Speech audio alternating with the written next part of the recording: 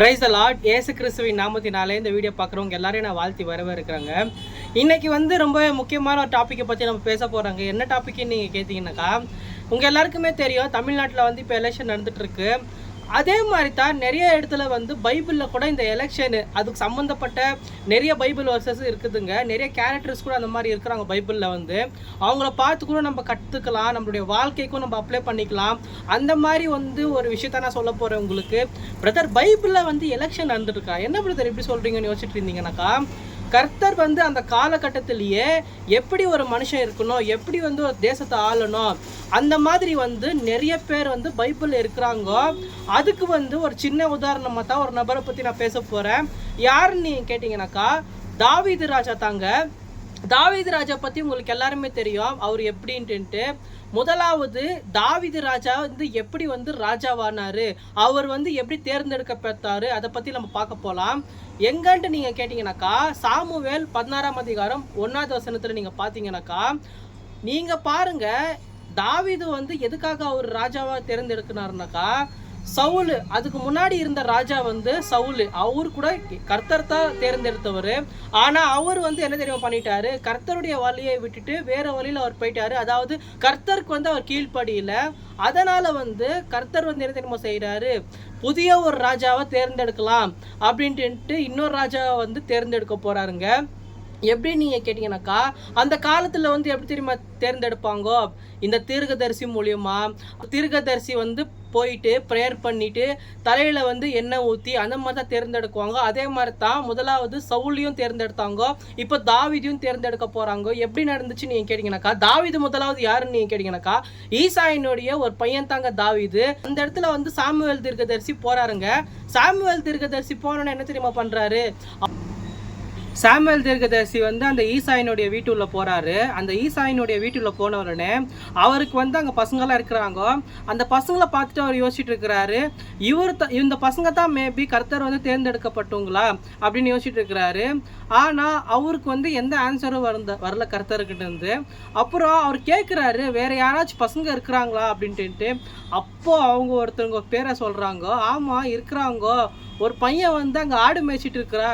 Brother, என்ன brother, அப்போ நம்ம வீடியோவோடைய ஹீரோ ஆடு மேய்க்கிற ஒரு பையனா? ஆமாங்க, ஆடு மேய்க்கிற பையன் தான். ஆடு மேய்க்கிற பையனை தான் கர்த்தர் தேர்ந்தெடுத்துருக்கிறாருங்க. நீங்கள் கூட யோசிச்சுட்டு இருக்கலாம், நான் ஒன்றுமே இல்லை என்னுடைய வாழ்க்கையில், நான் சின்ன பையன் சொல்கிறாங்க, நான் எது செய்ய முன்னாடி போனால் கூட என்னை யாருமே இது பண்ண மாட்டேன்றாங்க அப்படின்னு இந்த வீடியோ பார்த்துட்டு இருக்கிற நீங்கள் நினச்சிட்டு இருக்கீங்களா? கர்த்தர் உங்களை தான் தேர்ந்தெடுத்துருக்கிறாரு. நீங்கள் நினைக்கிறீங்க உங்களால் எதுவும் ஆகாதுன்ட்டு, ஆனால் கர்த்தர் நினைக்கிறாரு உங்களால் முடியும் அப்படின்ட்டு. சரி, நம்ம ஸ்டோரிக்குள்ளே போகலாம் வாங்க. நம்மளுடைய ஹீரோ ஆடு மேய்க்கிற ஒரு பையன். ஆனால் கர்த்தர் என்ன தெரியுமா சொல்கிறாரு, மனிதன் முகத்தை பார்க்கிறான், நான் இருதயத்தை காண்கிறேன் என்று கர்த்தர் சொன்ன வார்த்தை இது.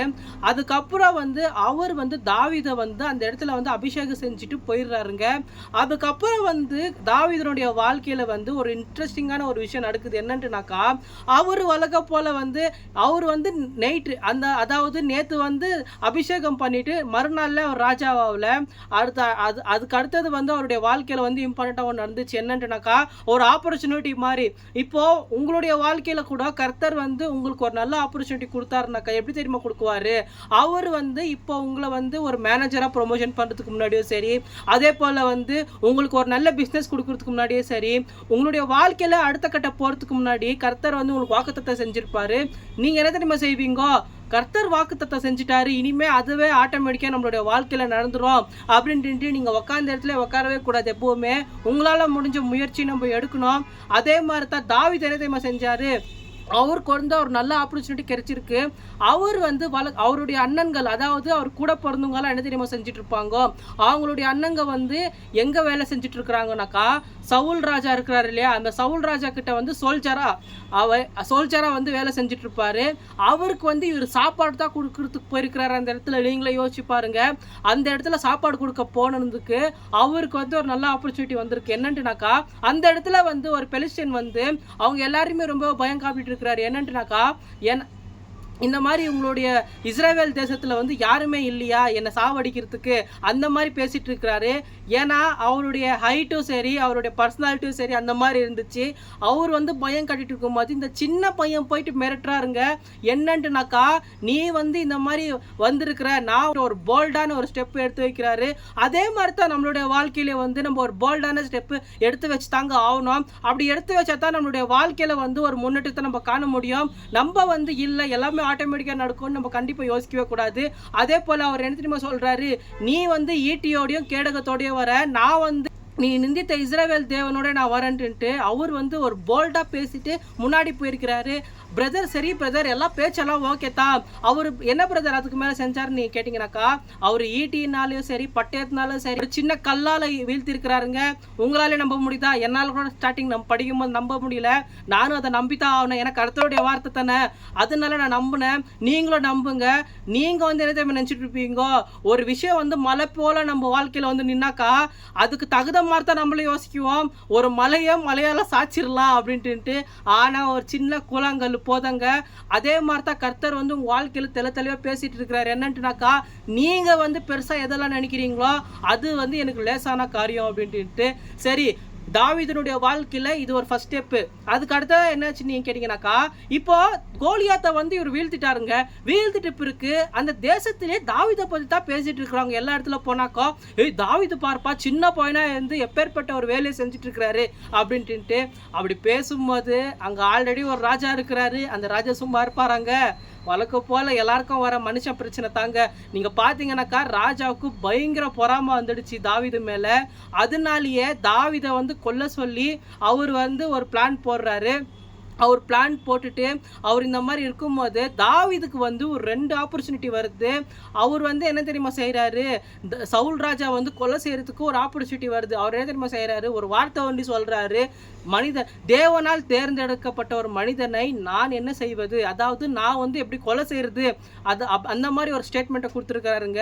நம்மளுடைய வாழ்க்கையில் வந்து மற்றவங்க எப்படின்ட்டு நம்ம இது பண்ணக்கூடாதுங்க. கர்த்தர் வந்து நம்மளுடைய வாழ்க்கையில் நம்மளை எப்படி நடத்திட்டு வந்திருக்கிறாரு அந்த மாதிரி தான் நம்ம யோசிக்கணுமே தவிர, நம்ம வந்து அவங்க அந்த மாதிரி செஞ்சுட்டாங்க நம்மளும் இதே மாதிரி செய்யலாம், இவங்க இந்த மாதிரி நம்மளும் செஞ்சுட்டாங்க நம்மளும் அதே மாதிரி தான் நம்ம செய்யணும்ன்ட்டு நிறைய பேர் வந்து இந்த வீடியோ பார்த்துட்டு இருக்கிற பிள்ளைகளை நம்ம மேபி அந்த மாதிரி யோசிக்கலாம். ஆனால் கர்த்தருடைய திட்டம் அது இல்லை. கர்த்தர் வந்து நீங்கள் ராஜாவா ஆகணும்னு விரும்புகிறார், கொலைகாரனா ஆகணும்னு விரும்பல. அதனால் கர்த்தர் வந்து உங்களை எதற்காக அழைச்சிருக்கிறாங்களோ அதை போய் செய்யுங்க. கர்த்தர் வந்து உங்கள் மேலே என்ன திட்டங்களை வைத்திருக்கிறாரோ அதை போய் செய்யுங்க.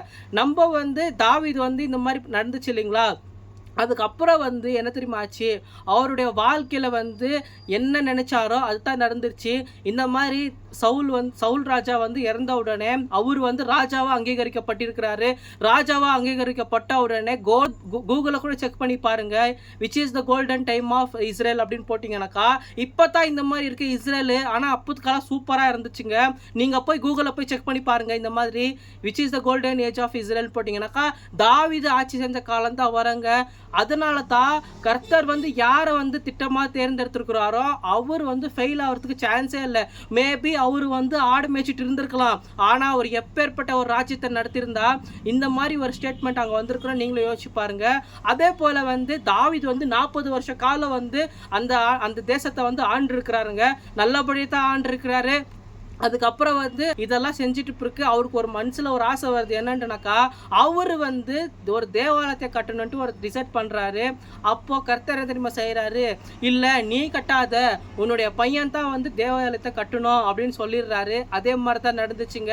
தாவீது ஆயிட்டு பிறகு அவங்களுடைய பையன் தான் அந்த இடத்துல வந்து ராஜாவாக இருக்கிறாரு. இந்த வீடியோ பார்த்துட்டு இருக்கிற பிள்ளைகளே, உங்களுக்கு வந்து கர்த்தருடைய திட்டம் எப்படி இருக்கும்ன்ட்டு நீங்கள் உங்களுக்கு புரிஞ்சிருக்கும்னு நான் நினைக்கிறேங்க. ஏன்னா கர்த்தர் வந்து ஒரு மனிதனை வந்து தேர்ந்தெடுத்தாக்கா அவர் வந்து பிளான் இல்லாமல் தேர்ந்தெடுக்கவே மாட்டார்.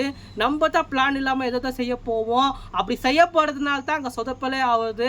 ஆனால் கர்த்தர் வந்து ஒரு மனிதனை தேர்ந்தெடுத்தா அவங்க யாரை வேணால் எடுக்கலாம். அவங்க ஆடு மேய்க்கலாம், அவங்க அடிமையாக விற்று போகலாம், அவங்க யாராக இருந்தாலும் கூட கர்த்தர் வந்து ஒரு மனுஷனை தேர்ந்தெடுத்தா அவர் மட்டும்தான் அவங்கள உயர்த்த முடியும். அவரால் தான் அந்த தேசத்துக்கே செழிப்பு உண்டாகுங்க. இந்த வீடியோ பார்த்துட்டு இருக்கிற நீங்கள் வந்து இப்போ என்ன சுச்சுவேஷனில் இருக்கிறீங்களோ உங்களுக்கு தெரியும். வீடியோ உங்களுக்கு பயனுள்ளதாக இருந்துச்சு நான் நினைக்கிறேங்க. நான் தேங்க்யூ ஸோ மச் ஃபார் வாட்சிங். காட் பிளஸ் யூங்க.